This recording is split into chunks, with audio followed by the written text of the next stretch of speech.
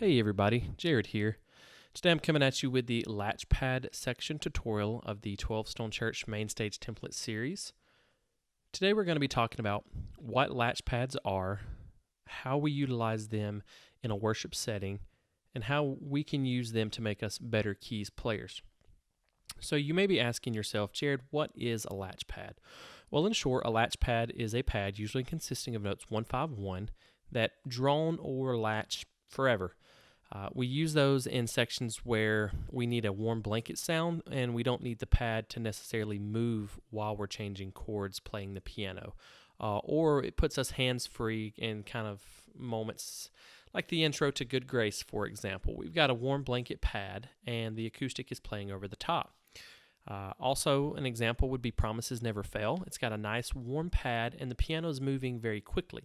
If we were to use a pad that moved as quickly as the piano, it would very quickly become muddy, unclear, and provide kind of a bad mix for your front of house. That is why we use latch pads. As you can see, on the top of the screen, we have a button and a letter that corresponds to the key of every key in the scale. We did that so you can easily assign or click these pads, and it gives you a warm droning pad that you can utilize. So before we show you some examples of that, let's look at the latch controls in the bottom left hand of your screen. As you can see, you have a latch on and off button, and you have a fader right here that controls the level or volume of your pad. On your MPK 261, you have a button that is labeled latch on and off, and it corresponds with the latch on and off on the screen. It's very important to note that if it is highlighted, it is on, and if it's not, it is off. It's going to be a green color on your screen, and it's going to be an orange or amber colored on the MPK. And again, you can use your fader to adjust the volume. So let's talk about latch pads for a second and to show you how they actually sound. So if we go here and click the key of C, and I haven't had these assigned yet, I'll show you how to do that a little bit later in this video. So for this purpose, we're just going to click it with our mouse. And you can see it plays a nice warm pad. Now with that, we have it programmed to where you can transition keys seamless. And if we want to take it up to the key of G,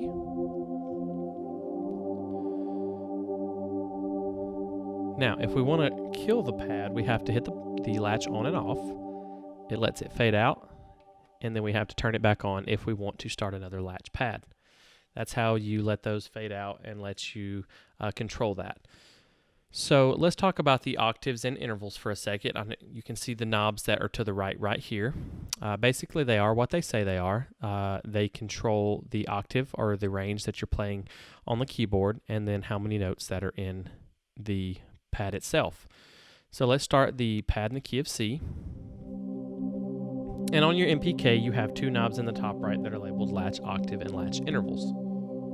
So for latch octaves, as you can see, I'm turning this down and nothing is happening. That is because I have this program to where if you accidentally turn this knob, it's not going to mess up or lower the octave mid-song.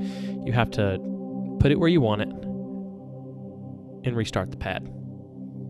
The same if we move up and start it over, it moves it up an octave. As you can see, the octave down and the octave high kind of sound a little bit low and high in respective to the key. I generally recommend keeping this in the 12 o'clock position because I have it programmed to the middle C position, and it's around that range for every single key. With your intervals, basically you can start with one note and work your way up to what I call a million notes. If we move this all the way to the left and restart the pad, you can see it plays one note. And all the way to the right, plays a million notes. Probably not quite that many, but as you can see, it sounds kind of muddy, kind of dirty. I would recommend not putting this many intervals in your latch pad. A good amount is just the 151 right there. Sounds good, sounds warm, creates that blanket that you need. So, again, to turn it off, click your button, and it lets it fade out. Really quick before we move on to assigning these to your controller, if you would look in these four knobs, you have a latch cutoff right here. This serves the same purpose as your filter sweep when you're actually playing, and it's assigned to a knob on the right hand side of your keyboard, it's labeled Latch Cutoff. And really quickly, let me show you what this does. Just opens it up and closes the filter back off.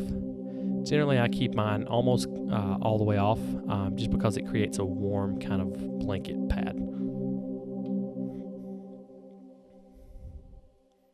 All right, let's talk about assigning these buttons to assigning these pads to buttons on your MPK, and that way you can just hit the button and it latches the pad.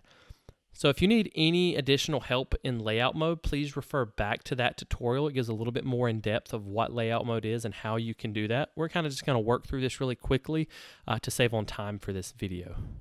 So we're going to go into layout mode. And each week we're going to send you these templates with the latch pads unassigned to buttons. That way, if you happen to be doing the song in a different key, you don't have to worry about unassigning and reassigning and it getting confusing. You can just assign it once and be done with it.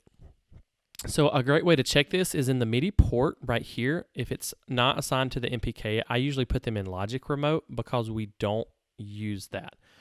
So you can see they're all in Logic Remote. If I actually can click in the square there. So let's go back to the key of C. To assign this to the button, and if you look at your MPK, it's going to be the second row from the bottom on the 16 buttons. They're going to be in amber colored and they're going to be labeled latch pads. We have 4 buttons. Generally, we do 3 songs, maybe 2 keys, sometimes 3 keys, but generally they're relative to each other. So that's why we have that set aside for these latch pads. So you click the key that you want. Generally, I go in order of songs from left to right. And say our first song is in the key of C. So we're going to hit Assign and hit the first button in that row. Say the next song is in the key of F. I'm going to hit the second button in that row. And just for training purposes, we'll leave it at there. We'll go back to edit mode, making sure our latch pad is on. And I'm going to click my buttons. And you can see my latch pads start. And there you have it. Your latch pads are assigned. So let's give an example of how we would use these in a worship setting.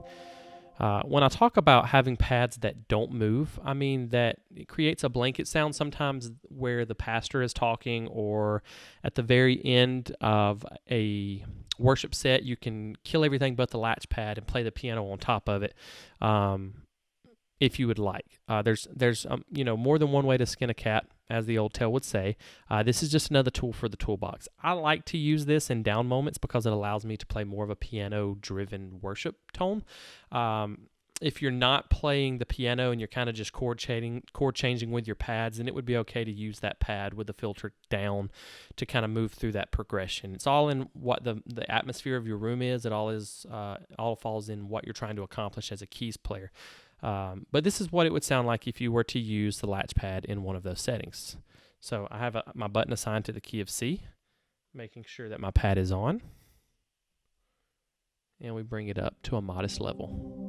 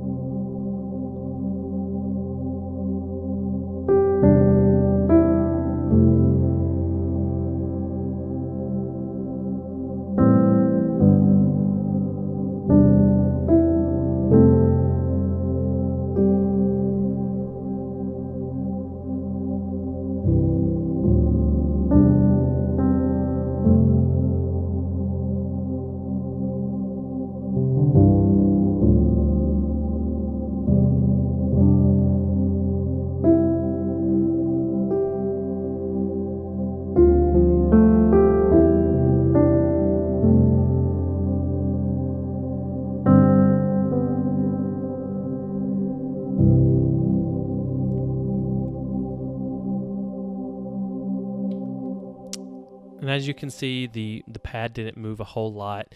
It kind of just gave that warm blanket, allowed me to do some chord changes. Very, very atmospheric. Sounds really, really good. As always, if you have any questions, don't hesitate to reach out to me, jaredjclark@gmail.com. You can reach out to your campus worship pastor. You can reach out to Russell or myself, and we can answer any questions that you have. Thanks for sticking in with us today, and make sure to stay tuned. We got some more awesome content coming your way.